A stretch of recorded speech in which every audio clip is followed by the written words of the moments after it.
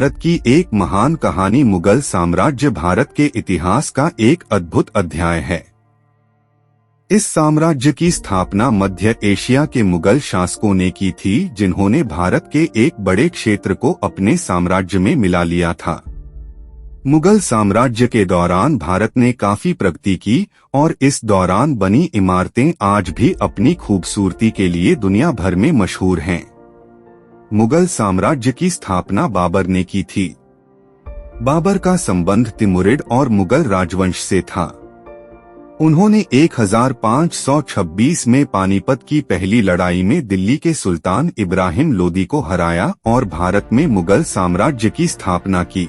मुगल सम्राटों की उपलब्धियां। बादशाह हुमायूं। बाबर का बेटा हुमायूं भी एक वीर योद्धा था, लेकिन अफगान सरदारों से हारकर वह ईरान भाग गया। कुछ समय बाद वह वापस लौटा और पुनः भारत पर कब्जा कर लिया। अकबर मुगल साम्राज्य का सबसे महान राजा था। उसने भारत के अधिकांश हिस्से को अपने साम्राज्य में मिला लिया और एक मजबूत केंद्रीय सरकार की स्थापना की। अकबर ने विभिन्न धर्मों के लोगों को समान अधिकार दिए और एक नया धर्म दीन इलाही भी चलाया। अकबर का पुत्र जहांगीर भी एक सफल राजा था। उन्होंने फारसी भाषा और कला को बढ़ावा दिया। राजा शाहजहां। जहांगीर के बेटे शाहजहां ने ताजमहल जैसी शानदार इमारतें बनवाईं। राजा औरंगजेब। शाहजहां का पुत्र औरंगजेब मुगल साम्राज्य का अंतिम शक्तिशाली राजा था। उसने भारत के अधिकांश भाग पर कब्जा कर लिया, लेकिन उसकी कठोर धार्मिक नीतियों के कारण मुगल साम्राज्य कमजोर होने लगा।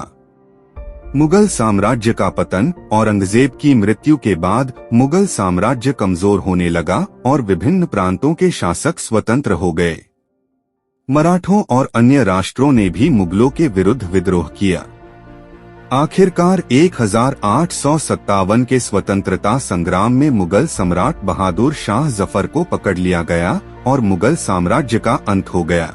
मुगल साम्राज्य का महत्व। मुगल साम्राज्य भारत के इतिहास में एक महत्वपूर्ण काल था। इस काल में भारत ने बहुत प्रगति की और इस काल में बनी इमारतें आज भी अपनी खूबसूरती के लिए दुनिया भर में मशहूर हैं।